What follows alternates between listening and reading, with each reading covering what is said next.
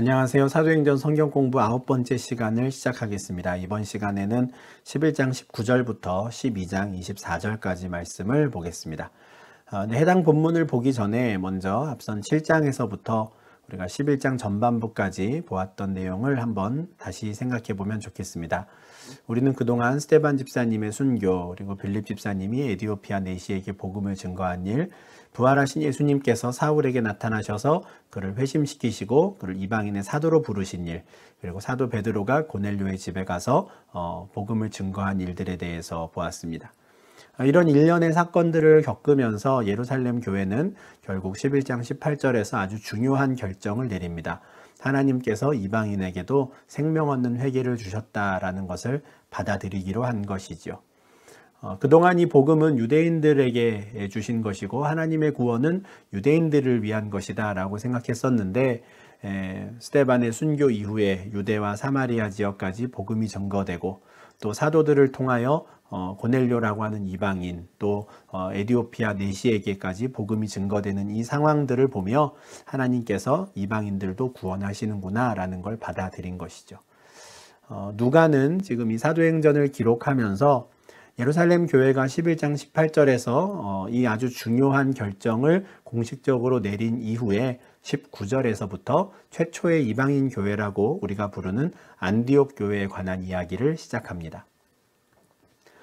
그렇다고 해서 이 안디옥 교회가 11장 18절에 예루살렘 교회의 공인 이후에 세워지기 시작했다라고 생각해서는 안 됩니다. 11장 19절에서 그때 스데반의 일로 일어난 환란으로 말미암아 흩어진 자들이 베니게와 구브로와 안디옥까지 이르렀다라고 하면서 이 안디옥 교회의 시작을 스데반 집사님의 순교에서부터 찾고 있기 때문에 그렇습니다. 그렇다면 7장 이후에 스데반 집사님의 순교 이후에 11장 18절에서 예루살렘 교회가 하나님께서 이방인에게도 구원을 허락하셨다는 것을 공인했던 그 일련의 사건들이 지나는 동안에 이미 안디옥 교회에 관한 내용은 시작되었던 것이죠. 그렇지만 누가는 이 소식을 기록하는 순서를 조금 뒤로 미뤘을 뿐입니다. 11장 18절에 이 이방인의 구원에 관한 예루살렘 교회의 공인 이후에 최초의 이방인 교회에 관한 기록을 적는 것이 더 순서상 적합해 보였고 그렇게 판단했기 때문입니다. 사실 우리는 8장 1절에서 이미 스데반 집사님이 순교하셨던 그날에 예루살렘에 있던 모든 성도들이 흩어졌다라는 기록을 본 적이 있습니다. 그런데 이때는 그들이 유대와 사마리아까지 흩어졌다라고 하였는데 11장 19절을 보니까 이들이 사마리아를 넘어서 더 북쪽으로 올라가서 베니게와 구브로 안디옥까지도 도착했었구나라는 것을 확인하게 됩니다. 지도에서 이 지역들을 한번 보면 좋겠는데요. 지금 파란색으로 표시한 부분이 예루살렘이 있는 유대 지역이고요. 베니게는 지금이 유대 지역 북쪽에 구약의 시돈과 두로와 시돈으로 유명한 지금의 레바논이 있는 지역입니다.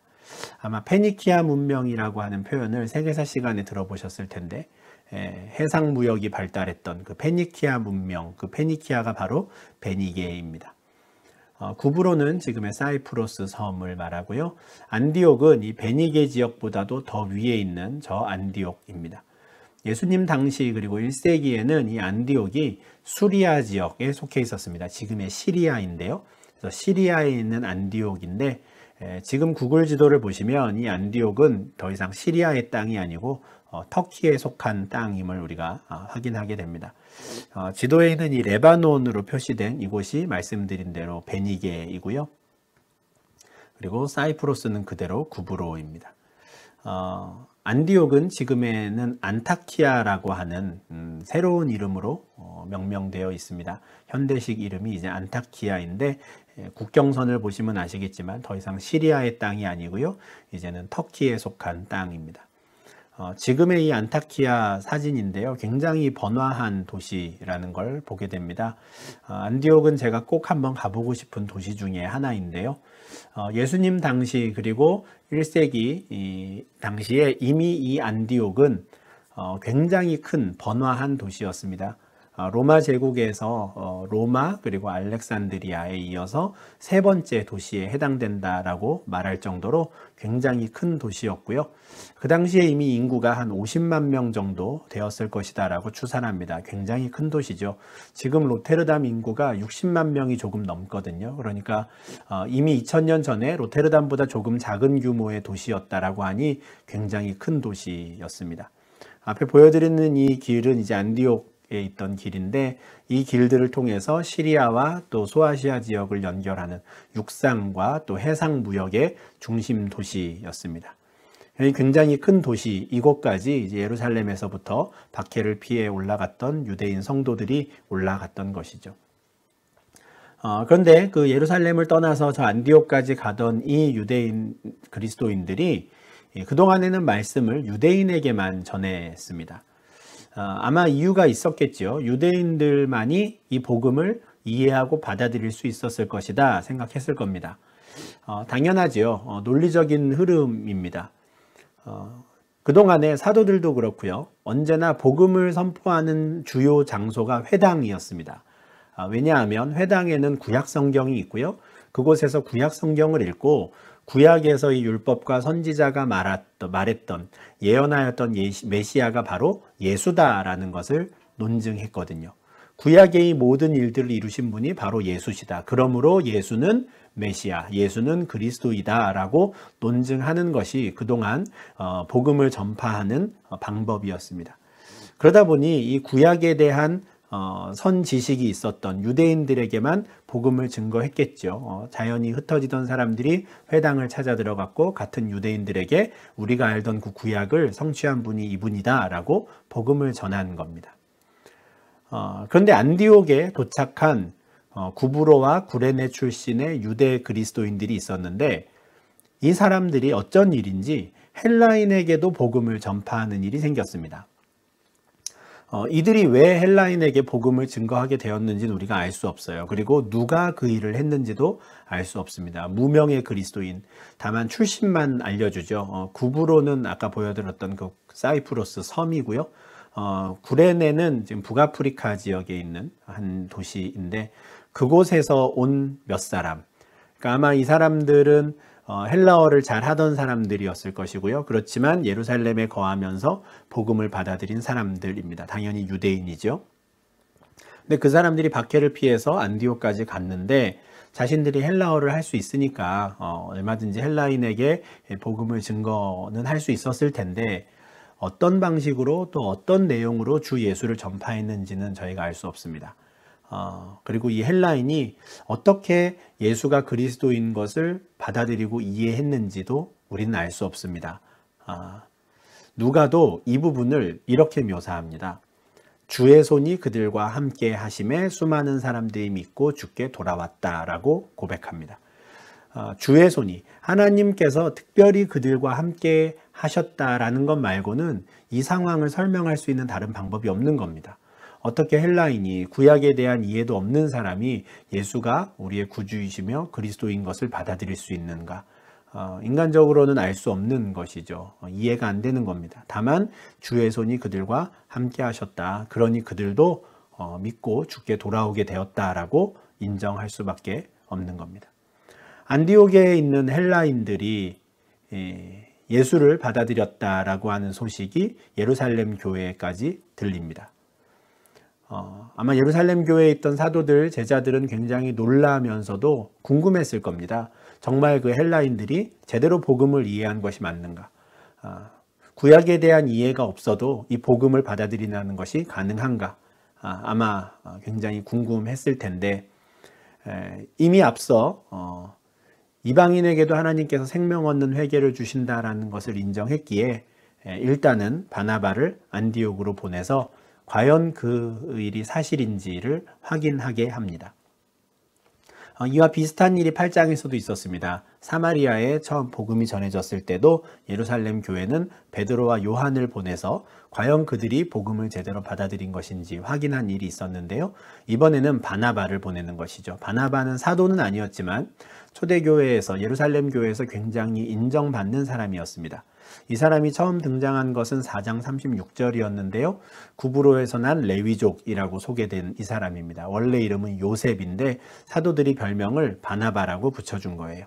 위로의 아들이라는 뜻인데 아마 사람들을 굉장히 격려하고 또 하나 되게 만드는 사랑이 많은 사람이었던 것 같습니다. 이 사람이 자기가 갖고 있던 밭을 팔아서 또 사도들의 발 앞에 두었을 때 그것을 귀한 구제 사역에 사용하기도 했던 바로 그 사람입니다. 그리고 이후에 사울이 부활하신 예수님을 만나고 회심한 이후에 처음으로 예루살렘에 방문했을 때 어느 누구도 이 사울을 만나려고 하지 않았었던 적이 있었죠. 근데 9장 27절에 따르면 바로 이 위로의 아들 바나바가 그 사울을 데리고 사도들에게 가서 그가 어떻게 회심하게 되었는지 또 다메섹에서 이미 이 사람이 얼마나 복음을 열심히 증거했는지를 말함으로써 사도들과 또 화해할 수 있도록 중재자 역할을 하기도 했던 사람입니다. 참 사랑이 많은 사람인데 이 사람을 이제 안디옥으로 보내는 것이죠. 아마 이 사람도 이제 구브로 출신의 레위인이고 예루살렘 교회 입장에서도 인정할 수 있을 만한 사람이기 때문에 이방인들의 마음도 잘 알 수 있고 헬라어도 잘하는 이 사람을 이제 보낸 것으로 보입니다. 안디옥에 도착해서 바나바가 확인한 것은 그곳에 하나님의 은혜가 있구나라는 것을 확인합니다. 하나님의 은혜를 보고 기뻐하지요. 당연한 결과입니다. 안디옥에 있던 헬라인들이 복음을 받아들이게 된 것은 주의 손이 그들과 함께 하셨기 때문이죠. 그 일을 하신 분은 하나님이셨습니다. 그러니 바나바가 안디옥 교회에 와서 헬라 그리스도인들을 만났더니 그들을 통해서 보게 되는 것은 다름 아닌 하나님의 은혜였던 겁니다. 그러니 굉장히 기뻐하게 되죠. 그리고 이어서 그는 모든 사람에게 굳건한 마음으로 주와 함께 머물러 있으라고 이 믿음을 흔들려서는 안 된다고 이 믿음을 저버려서는 안 된다고 권면하고 또 당부합니다. 마음을 굳게 먹으라고 하는 것이죠. 23절과 24절에 따르면 바나바는 착한 사람이었고요. 성령과 믿음이 충만한 사람이다 라고 설명합니다. 최초의 이방인 교회였던 안디옥 교회에 또 딱 맞는 사역자가 간 것으로 보입니다. 아마 구브로 출신이 아니었다면 이 사람도 그냥 예루살렘 출신의 정통 유대인이었다면 그래도 이렇게까지 열린 마음으로 그 이방인들을 맞이하지는 못했을 것 같아요. 멈칫거렸을 것 같고 좀 주저했을 것 같습니다. 근데 바나바는 구브로 출신이었거든요. 이방인들과 함께 한 커뮤니티 안에서 살아간다는 것이 어떤 것인지 이미 잘 아는 사람이었습니다. 언어적으로도 그 당시 공용어였던 헬라어를 당연히 잘하는 헬라파였고요. 무엇보다 이 사람의 성품이 참 좋았습니다. 착한 사람인데 이 착한 성품에 신앙도 더해진 것이죠. 성령과 믿음이 충만한 사람. 그래서 최초의 이방인 교회, 이 안디옥 교회의 사람들을 함께 보듬고 이 사람들과 함께 신앙생활을 쭉 이끌어 갈 수 있는 아주 좋은 지도자가 안디옥 교회로 보내져서 그곳에서 사역을 시작하게 됩니다. 24절의 이 결말은 그런 차원에서 볼 때 또 당연한 일입니다. 하나님의 은혜이기도 하지만 또 당연하죠. 더 큰 무리가 주께 더하여지는 은혜가 있었던 겁니다. 그런데 그렇게 점점 사람들이 많아지니 아마 바나바가 혼자서 이 사람들을 다 감당하기는 힘들다라고 생각한 것 같아요. 그래서 25절을 보니까 바나바는 사울을 찾으러 다소로 갑니다. 그리고 그곳에서 사울을 만나서 안디옥으로 데리고 오는데요. 이때 25절에 언급되는 사울이 바로 9장에서 부활하신 예수님께서 회심시키셨던 바로 그 다소 사람 사울입니다. 이 사람이 왜 다소에 가 있었습니까? 원래 이 사울은 회심한 이후에 예루살렘에 갔었죠. 그리고 아까 말씀드린 대로 바나바가 중재하여서 사울과 예루살렘에 있던 사도들이 또 만나는 자리도 있었습니다. 그런데 사울은 예루살렘에서도 계속해서 주 예수의 이름을 담대히 말하고 오히려 헬라파 유대인들과 함께 변론도 하고 이런 일들을 하다 보니 예루살렘을 방문했던 그 첫 방문 때부터 이미 예루살렘에서 사울을 죽이고 싶은 사람들이 생겼습니다. 그래서 예루살렘에 있던 형제들이 그를 가이사랴로 데리고 가서 그곳에 배를 태워서 그의 고향 마을 다소로 보낸 것이죠. 9장 30절에서 사울이 다소로 간 이후에 지금 이 11장에서 바나바가 사울을 다소에서 다시 데리고 올 때까지는 한 8년 정도의 시간이 흐른 것으로 보입니다. 아까 보여드렸듯이 현대 지명은 안디옥은 이제 안타키아인데, 다소는 바로 여기입니다. 메르신이라고 하는 주변의 큰 해안 도시 옆에 타르수스라고 하는 지금도 있는 터키 도시인데요. 육로로는 한 220km 정도 되는데, 가만 지도를 보면 바나바가 육로로 걸어서 갔을지 아니면 뭐 배를 타고 갔을지 뭐 알 수 없습니다. 그죠? 배를 타고 갔어도 됐을 것 같고 육로로 가도 됐을 것 같은데, 어쨌든 그는 한 220km, 250km 떨어져 있는 그 거리를 마다하지 않고 기꺼이 다소까지 가서 사울을 데리고 옵니다. 그리고 그곳에서 함께 사역을 시작하게 되죠. 다소 사람 사울이 본격적으로 교회 안에 받아들여져서 또 공식적인 직책을 가지고 사역을 시작한 첫 번째 계기를 이제 바나바가 마련해 주는 겁니다. 참 귀한 사역을 지금 바나바가 한 것인데요. 그렇다면 그동안 한 8년간 바나바는 사울은 다소에서 무슨 일을 하고 있었을까?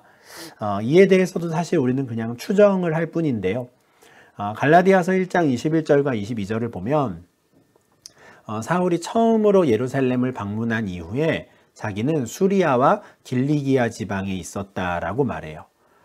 처음 예루살렘을 방문했을 때 그때 그를 죽이려는 사람들이 있어서 형제들이 사울을 가이사라로 보냈고 그곳에서 다소로 배를 태워 보냈지요. 수리아와 길리기아라고 하는 지역은 수리아는 안디옥이 있는 곳이 수리아이고요. 길리기아는 다소가 있는 이 지역이 바로 길리기아입니다. 그래서 수리아와 길리기아에 있었다라는 것은 수리아는 나중에 바나바가 데리고 안디옥으로 간 이후에 함께 그곳에서 사역한 것을 말한다면, 길리기아 지방에 있었다라는 것은 그가 한 8년 동안 다소에 있으면서 그냥 가만히 있었던 게 아니라 자기의 고향 마을 주변을 다니며 계속해서 복음을 증거했던 것이 아닌가, 이런 생각을 하게 됩니다. 왜냐하면 이미 다메섹에서도 그렇고요, 예루살렘에서도 그렇고 그는 처음 부활하신 예수를 만난 직후부터 굉장히 열정적으로 복음을 증거하는 사람이었기 때문에 다소에서도 그냥 가만히 있지는 않았을 것 같습니다. 그런데 그곳에 있던 이제 이 사울을 바나바가 데리고 와서 안디옥에서 함께 사역하게 되는 것이죠.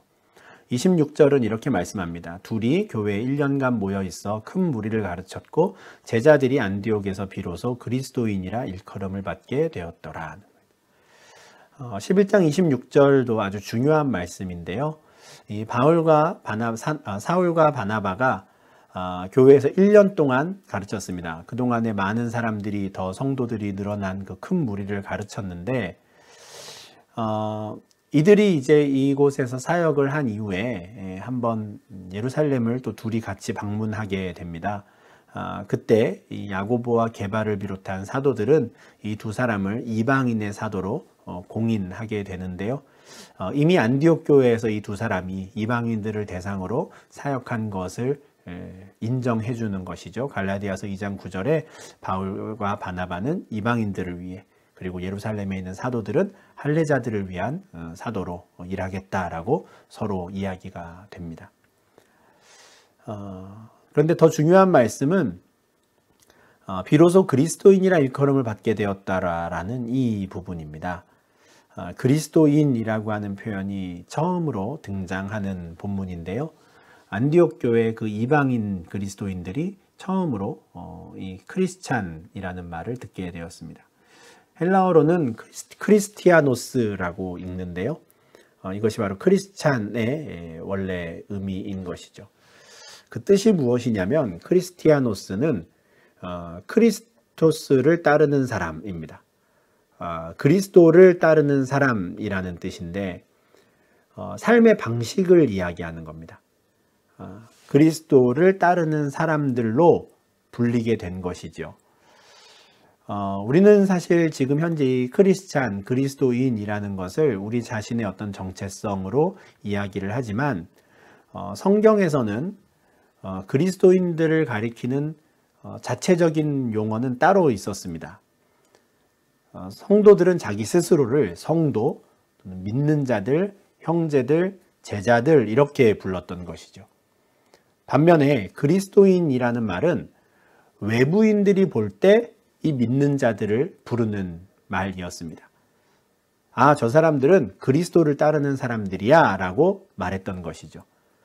그러니까 외부인들이 볼 때 저 성도들이, 저 믿는 자들이 뭔가 우리와는 다른 방향성을 가지고 다른 가치관을 가지고 사는구나 라는 걸 보게 되는 겁니다.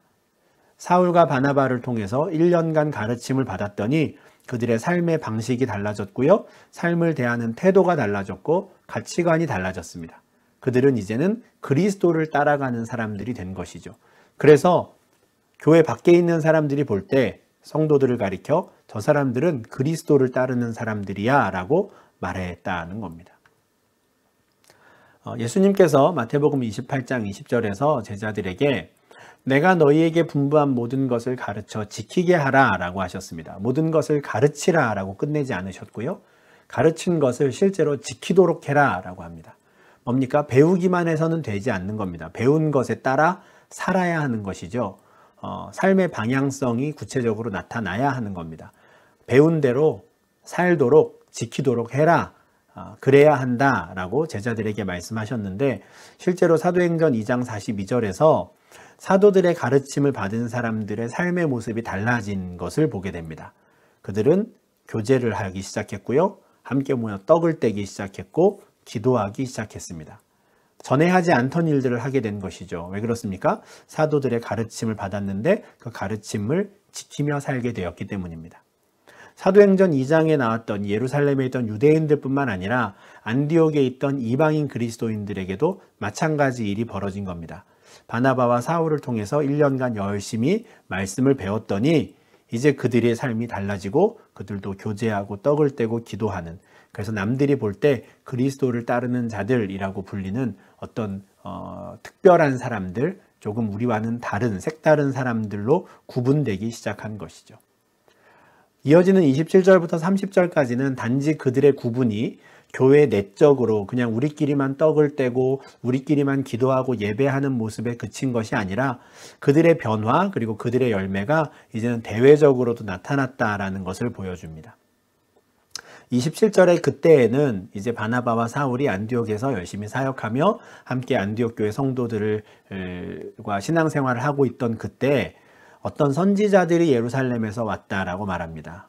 이 선지자들은 여전히 하나님께서 주신 그 예언의 말씀들을 증거하는 사람들이었는데 그 중에 아가보라고 하는 사람이 있었다고 해요. 근데 그 사람이 성령으로 힘입어 말했는데 천하에 큰 흉년이 들 것이다 라고 예언했다는 거예요. 조만간 온 땅에 큰 흉년이 들 것이다 했는데 실제로 글라우디오 때 그렇게 되었다라고 말합니다. 이 글라우디오는 로마 황제인데요. 클라우디우스라고 하는 황제입니다. AD 41년부터 54년까지 로마 제국을 다스렸던 황제인데 바로 이 황제 때 큰 흉년이 듭니다. 그때 이제 안디옥 교회가 무슨 일을 하냐면 제자들, 29절의 제자들은 안디옥 교회 성도들인데 그들이 각각 그 힘대로 유대에 사는 형제들에게 부조를 보내기로 작정합니다. 사도행전에 이런 장면들이 많이 나오고 또 바울의 서신들에도 이런 장면이 많이 나오는데 예루살렘은 로마 제국에서 굉장히 가난한 도시였습니다. 반면에 안디옥은 이미 말씀드린 대로 굉장히 큰 도시이고요. 또 안디옥뿐 아니라 지중해 연안에 있는 다른 로마 제국은 도시들은 굉장히 번화하고 경제적으로도 굉장히 융성한 도시들이었습니다. 자연히 그곳에 살고 있는 사람들, 구성원들의 생활 수준도 상대적으로 높았지요. 그래서 예루살렘 이외에 있는 다른 지역의 도시 교회들에서 예루살렘을 돕는 일들이 이제 시작이 되는데 가장 첫 번째로 안디옥 교회가 그 일을 하는 겁니다. 최초로 세워진 안디옥 이방인 교회가 최초의 유대인 교회를 돕는 일을 하는 것이죠. 그들은 최선을 다해서 그 일을 했습니다. 각각 그 힘대로 그들을 도울 수 있는 손길을 보냈는데요. 그 도움의 손길을 가지고 이제 바나바와 사울이 가지고 예루살렘에 가서 그곳에 있는 장로들을 만나고 그들에게 그 구제 헌금을 전달합니다. 아마도 갈라디아서 2장 1절과 2절에 나오는 이 사울과 바나바가 예루살렘을 방문했다라는 것이 바로 이때 구제 헌금을 전달하러 간 방문으로 보입니다. 물론 갈라디아서 2장의 요 상황을 사도행전 15장에 있었던 예루살렘 회의와 연결시키는 분들도 계시지만 저는 갈라디아서 2장 1절과 2절은 11장에서 있는 이 구제와 관련돼서 사울과 바나바가 예루살렘을 방문한 일로 보는 것이 더 좋다라고 생각합니다. 그렇게 생각한다면 이제 2장 1절의 14년은 사울이 회심한 이후에 다메섹 도상에서 예수님을 만난 이후의 14년입니다. 3년간 아라비아 광야와 다메섹을 왔다 갔다 했고 예루살렘에 갔다가 또 다소에서도 한 8년간 있었고요. 그리고 안디옥에 와서 한 1, 2년, 2, 3년간 사역을 한 이후, 그래서 한 14년 정도 지났을 때 그때 그는 바나바와 함께 구제금을 가지고 예루살렘을 방문하는 것이죠. 그때 이 바나바와 사울은 예루살렘에 있던 사도들과 다시 만나서 우리는 이방인의 사도로 그리고 당신들은 유대인들의 사도로 이 복음 사역을 열심히 해봅시다 라고 서로 이야기를 하는데 서로가 서로에게 부탁한 것 중에 갈라디아서 2장 10절을 보면 가난한 자들을 우리가 기억합시다 라는 것을 서로 이야기했다라고 그래요. 무슨 말입니까? 서로 열심히 구제하는 일에 힘씁시다 라는 말을 했다는 건데요. 안디옥 교회가 이미 그 구제헌금을 그들에게 전하면서 우리가 앞으로도 계속해서 이런 일들을 함께 할 수 있도록 힘씁시다 라고 이야기하는 것이죠. 실제로 고린도전서 16장 1절과 2절에는 바울이 고린도 교회에게도 편지를 보내면서 구제헌금에 대해서 이야기를 하는데요. 이미 갈라디아 지역에 있는 교회에도 내가 성도를 위하는 연보에 대해서 이야기했다라고 말합니다. 매주 첫날 교회에 함께 모여서 예배를 드릴 때 수입에 따라서 너희가 구제헌금을 모아둔다면 내가 너희들을 방문할 때 그 구제헌금을 가져다가 예루살렘 교회에 전달하겠다라는 내용입니다. 이처럼 사울은 처음부터 교회가 나타내야 하는 아주 중요한 사역, 또 힘써야 하는 중요한 사역 중에 하나를 구제라고 생각했습니다. 안디옥 교회가 맺은 첫 번째 열매가 구제이죠. 물론 대외적인 열매입니다. 내부적으로는 뭐 서로 떡을 떼고 기도하고 교제하기를 힘쓰며 이미 교회 밖에 있는 사람들에게 그리스도인이라고 불릴 정도로 아주 구별된 모습을 보였으니까요. 내부적으로는 아주 신실한 열매들, 좋은 열매들을 많이 맺고 있었습니다. 근데 이제는 구제라고 하는 이 위기 상황을 닥친 예루살렘을 돕는 이 사역을 통해서 또 다른 귀한 열매를 안디옥 교회는 맺게 되고요. 이제 이후에는 또 선교라고 하는 또 열매를 맺게 됩니다. 이처럼 지금 이 최초의 이방인 교회 안디옥 교회는 여러 가지 하나님의 계획 가운데 선교의 최전선 전초 기지로 또 하나님께서 로마 제국 전체에 복음을 전하기 위한 전진 기지로 삼으시기 위해서 아주 잘 준비되어 가고 있었습니다. 인간적인 눈으로 볼 때에는 보이지 않았지만 스데반 집사님의 환란 이후에 이미 안디옥에 복음이 전해지기 시작했고 참 좋은 교회 지도자였던 바나바가 그곳에 가서 사역을 하였고 또 이후에 사울이 와서 그곳에 사역하면서 최초로 그리스도인이라고 불리고 이제는 모 교회라고 할 수 있는 예루살렘 교회도 기꺼이 돕는 참 좋은 교회로 이렇게 성장해 가는 것을 우리가 보게 됩니다. 하나님께서 이방인에게도 생명 얻는 회개를 주셨다라고 하는 예루살렘 교회의 그 결정이 참 옳은 결정이었고 잘못되지 않았다라는 것을 우리가 안디옥 교회를 통해서 확인하게 되는데요. 이후에 또 다시 12장에서는 예루살렘에 있던 사도들에게 벌어진 아주 중요한 일들을 기록합니다. 지금 바울과 베드로의 사건을 하나씩 번갈아 가면서 우리가 보게 되는데요.